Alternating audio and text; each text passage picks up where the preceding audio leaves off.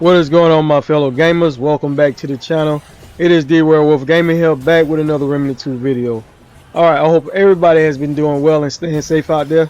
Alright guys, today I want to bring you two amazing long guns that I think anybody, definitely if you like playing on Apocalypse or any type of content within this game, you should definitely be using these two long guns. And guys, if you don't have one, the other long gun works just as well. Those two guns right now, if you've been watching the whole video, are the Savior and the Corrupted Deceit. Both of these guns dish out amazing damage and are really fun to use, and they're interchangeable, so your build doesn't really matter, guys. Just go back and forth on your guns, whichever way works best for you.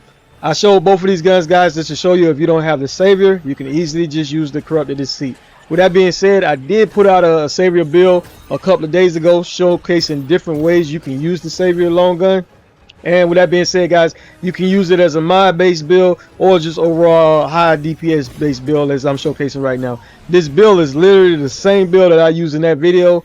I think I did change out one ring, guys, and on that build, and I did still use the amulet with the infinite ammo. But with that being said, on this boss fight right here, I did choose to use the Nightweaver's Grudge amulet. This was during the time period when I was just testing out different things. You know, just overall trying to see which way I can get the most damage during the gameplay while actually fighting the bosses, not just at the range, because you know sometimes the range you're not gonna really get the full view of the other damage or what it can really do at the range, because you got moving enemies and everything when you actually go out and fight these enemies in the real world. But as far as the rest of the gameplay, guys, I did use the same setup on everything else on all the rest of the bosses, just to show you that it doesn't matter if you don't have the Savior, you can easily just use the Corrupted Deceit. It's a lot easier to obtain, and it's still just as fun in my opinion. This build, guys, allows you to just hit the trigger. You don't have to worry about the charging up, and you just just continuously hold down a button. There's another amulet that you can use that increases your rate of fire, but you do lose damage with that particular amulet. It's called the Warren Dog Tags. That's why I prefer the amulet that gives you the infinite ammo and an increase in range damage by 15%. And as you've seen in the gameplay, you should have been able to see the first boss I fought was the Sunken Witch. That should have been enough damage just to show you that this amulet still, the infinite ammo, performs very well. I know some people say that you lose damage, but in my opinion, guys, it still works just as well, and it's very fun to use, and you don't have to worry about using the shovel or any other item just to be able to get ammo in the middle of a boss fight. Alright guys, so let's get ready to go with this build breakdown real quick. Wear whichever armor you prefer. I did like this armor, guys. Alright, so the Shield of Heart was the relic I was using. It gives you a shield 100% max health, lasts for 20 seconds and less damage. And your relic shards, just use whichever you prefer. This is a high damage build, so everything is going to be focused on damage. And as you see, guys, I do change out that crit shard sometimes for range damage, and I also change it out for fire rate as well. But I do always use the 15% weak spot damage and the 15% range crit damage.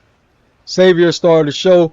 This long gun, guys, basically it's a fusion rifle. You hold the charge, but this setup you don't even have to hold the charge.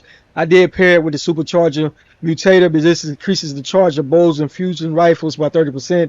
Level 10, those charges gain 15% critical hit chance. Alright, and if you don't have the Savior, you can easily use the Corrupted Deceit. This long gun, basically, guys, you charge it as well, but the main trait is called Windfall. Basically, it shoots out this little blade, guys, and when it hits those enemies, it tanks the blood, and it also does increase weak spot damage when that occurs. You also want to pair it with the supercharger to get that increase in critical chance by 15%. Your melee weapon did not really matter. I did use the crow axe, but I was also using I did change it up. I was also using the shovel at some point as well. Alright, your handgun, I went back and forth between the silverback pistol and revolver and the Nebula handgun, but I did use the Song of Ether whenever I was using the revolver, guys, and I did use the feedback mutator to get my mod back pretty quickly. The Song of Ether, guys, so where I can slow those enemies down some and be able to reload my weapon and get that damage in. But this mutator right here, literally as well, would have been great as well, because it increases the magazine's base damage based on how much magazine you got in it. Alright, the Federal Binding Ring, this increases weapon charge time and gain haste, as long as you got some type of haste health regen going on. Archer's Crest is a staple in my opinion. Alright, Burden Destroyer, this increases all damage by 15%, but you do lose ideal range. You need Anastasia the Inspiration to increase that so you can get haste whenever you got any type of healing going on. You got healing going on through your traits, so that's going to always be active. This amulet gives you infinite ammo and increased range damage by 15%. Now, if you didn't want to use that, guys, you could have used this other amulet I am going to show you. All right, and this is the shovel that I was talking about, guys. If you do want to use a different amulet and you don't have the zero divine amulet, you can use the shovel. And when you use the shovel, guys, you dig in the ground, you can basically get ammo. But during the middle of a boss fight, that is time consuming in my opinion. And this is the one of the other amulets that does increase the rate of fire and reload speed, but you do lose damage, guys. So I'd rather just go with just a flat out, just use the zero divine amulet to have the infinite ammo, and you also get the 15% increase in rate and range damage. All right, these two traits all come automatically. Regrowth, so you get your health regen. That way you can be able to activate the ring. Fortify reduces, improves your armor. Triage to improve your healing. Basically, this is another trait that goes to help with your Anastasia's inspiration ring. And as you see, there's the haste right there. The haste increases all actions you do, such as movement speed, reloading your guns, and you will get benefit from the Feather Rebinding ring because you got haste at all times. Vigor to increase your health. Spirit, get your mods back quicker, 10 points in that. 10 points in expertise to get your skills back. I got 5 points in Siphoner, 5 points in Shakar to extend your mod duration. I got 5 points in Leash to increase lifesteal a little bit better. On this build, guys, I was trying to go for overall a balanced build, get a little bit of everything.